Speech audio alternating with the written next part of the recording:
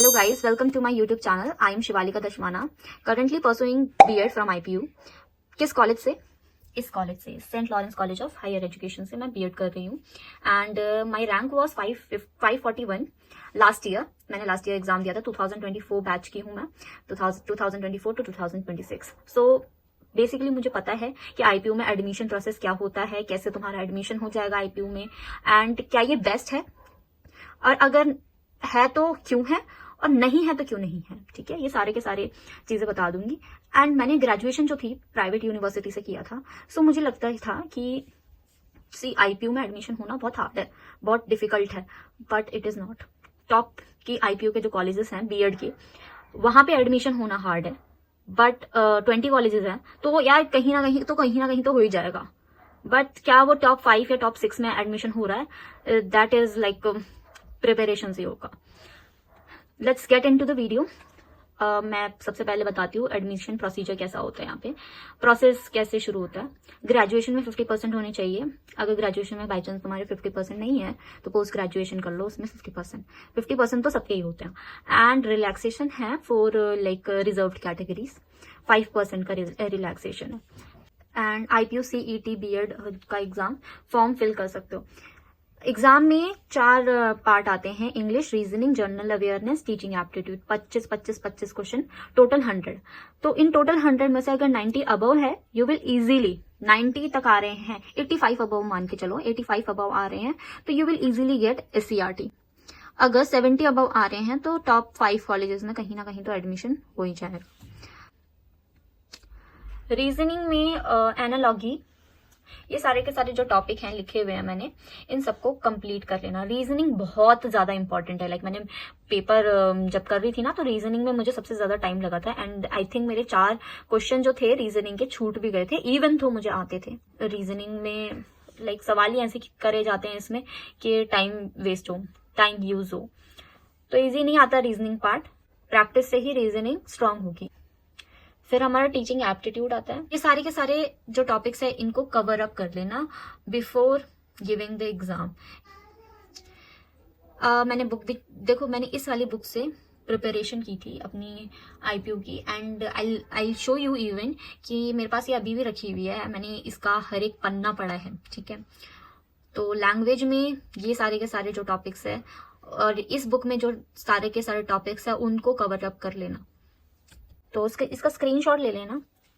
फिर जीके का जो पार्ट है, जनरल अवेयरनेस, वो तुम मालवीय एकेडमी CUET में जनरल अवेयरनेस की वीडियो अपलोड करते हैं, वो वहां से देखना जीके.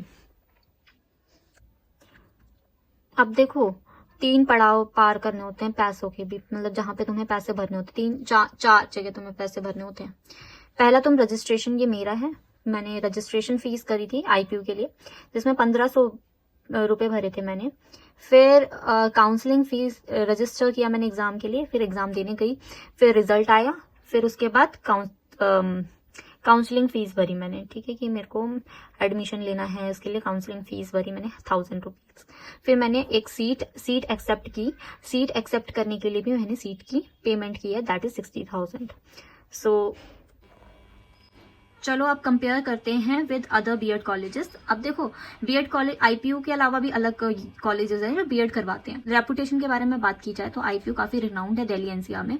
आइडियल है, फ्लेक्सिबिलिटी बढ़िया प्रोवाइड करता है, प्रैक्टिकल है, अफोर्डेबल है. ठीक है, वेयरएज DU B.Ed प्रेस्टीज है, हाईली रेप्यूटेड है, 50 ही सीट है, उसके लिए इतना कॉम्पिटिशन है, तो ऑब्वियस सी बात है कॉम्पिटिशन इधर पे काफी है. टॉप लाइक चॉइसेस में ये DU B.Ed आता है. Amity private university, fully private university है, एक्सपोजर ऑब्वियसली प्रोवाइड करती है.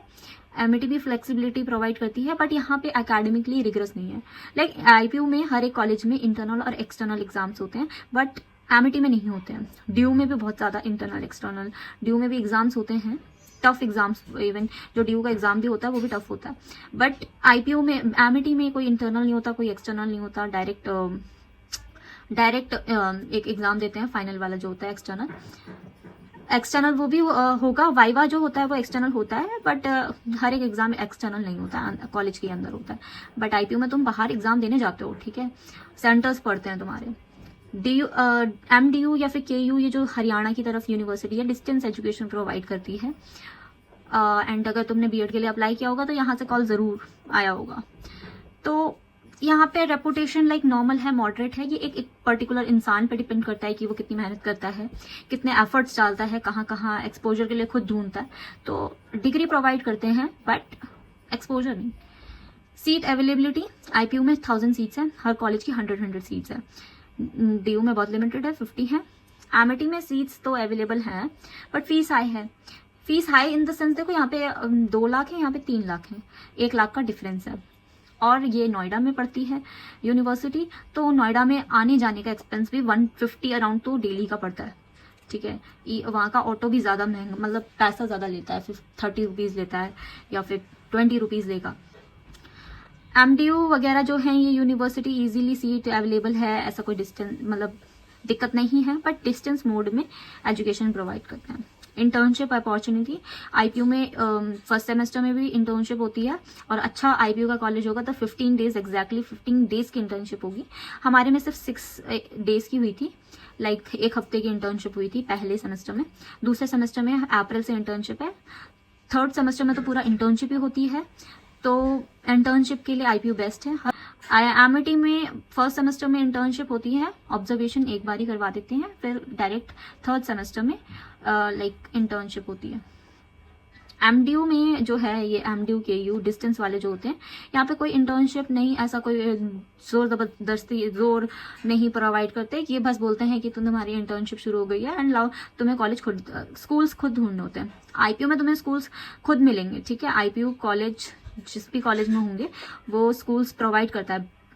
फीस स्ट्रक्चर इसमें 1 लाख में इसमें हो जाती है, इसमें 1 लाख में हो जाती है, इसमें 2 लाख में, इसमें 3 लाख में, इसमें 50-60 हज़ार, 50-60 हज़ार भी मैं ज़्यादा बता रही हूँ।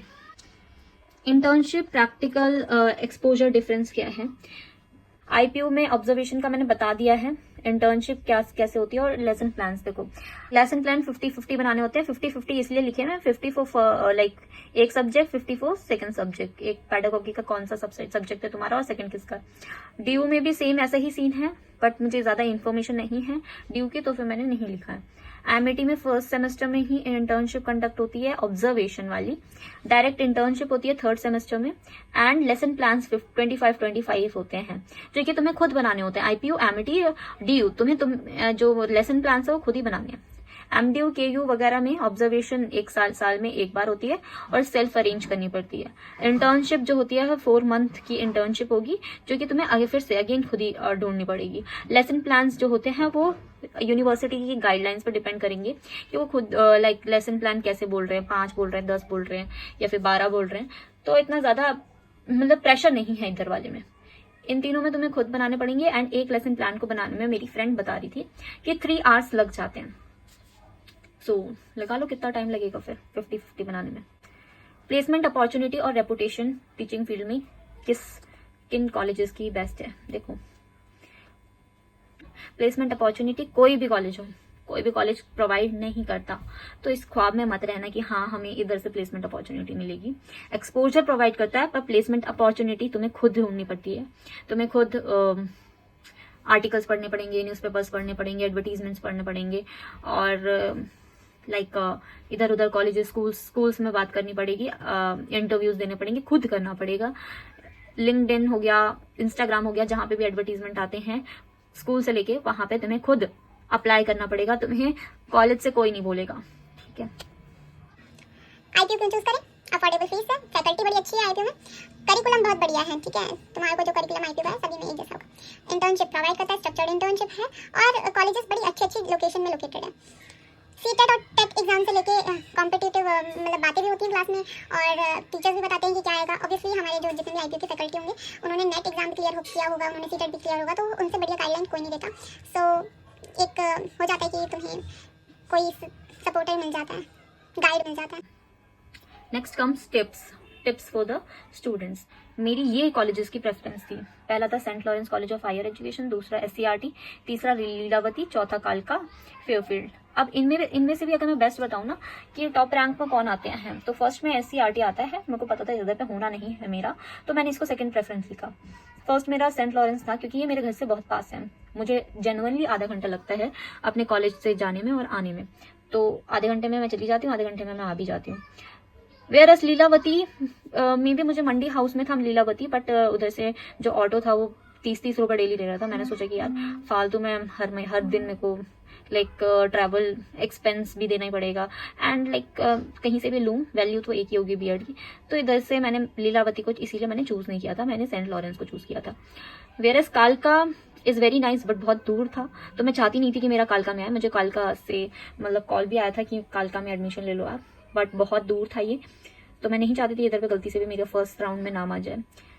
फिर ये है, अब टॉप बताऊं तो कौन से आते हैं। पहला SCRT है, दूसरा है MSIT, तीसरा है Leelavati, and fourth I feel like saint Lawrence. Fourth like saint Lawrence and कालका मुझे दोनों एक से ही लगते हैं। फेयरफील्ड फिफ्थ में मेरे हिसाब से। वैसे तो वीडियोस में तुम्हें बताएंगे कि जो है कि कालका बहुत बढ़िया है, बट यहाँ पे बहुत ज्यादा भसड़ होती है। 100 पूरे के पूरे 100 बच्चे होते हैं, उतना दूर है। But if you are getting here admission, ये भी बढ़िया है, इतना बेकार नहीं है कॉलेज। अब टिप्स बताती हूँ। तो एंट्रेंस एग्जाम सब सिलेबस को अच्छे से समझ लेना कि ये है, मैंने बता दी है। जो बुक है उसको अच्छे से पढ़ना। मॉक टेस्ट और प्रीवियस टेस्ट को जरूर करना। कहाँ से करना, एक बार मॉक टेस्ट दिल्ली बाइट्स एक चैनल है, यूट्यूब में भी है, और उनकी एक वेबसाइट भी है। तो वहां पे वो फ्री मॉक टेस्ट, एक मॉक टेस्ट या 2 मॉक टेस्ट फ्री है, उन 2 मॉक टेस्ट को कर लेना। इससे तुम्हें पता चल जाएगा कि तुम्हारे कितने मार्क्स आ रहे हैं। मेरे 70 आ रहे हैं थे मॉक टेस्ट में लास्ट ईयर, एंड मुझे लगता है कि मेरे 75 ही आए हैं IPO बीएड में भी। फिर आते हैं हर एक क्वेश्चन को। देखो, जब OMR शीट भर रहे होते हो तो ऐसा मत कर देना कि पहले सारे के सारे आंसर्स तुमने शीट में टिक कर दिए, फिर लास्ट में तुम OMR भर रहे हो। 5-5 करके OMR भरना, क्योंकि अगर एक OMR में गोला अगर गलत कर दिया तो सारे के सारे हो जाते हैं गलत। सही से मतलब अच्छे से रिसर्च करना, सब्जेक्ट कॉम्बिनेशन बन रहा है कि नहीं ये सब चेक कर लेना। तो ये सब चीजें ध्यान देना। That's it for the video. अगर तुम्हें पसंद आया तो थम्स अप देना, एंड अगर पसंद नहीं आया तो थम्स डाउन करना। और अगर कोई डाउट है, इंक्वायरी है, कुछ भी पूछना है, comment, I will surely reply you. Bye bye.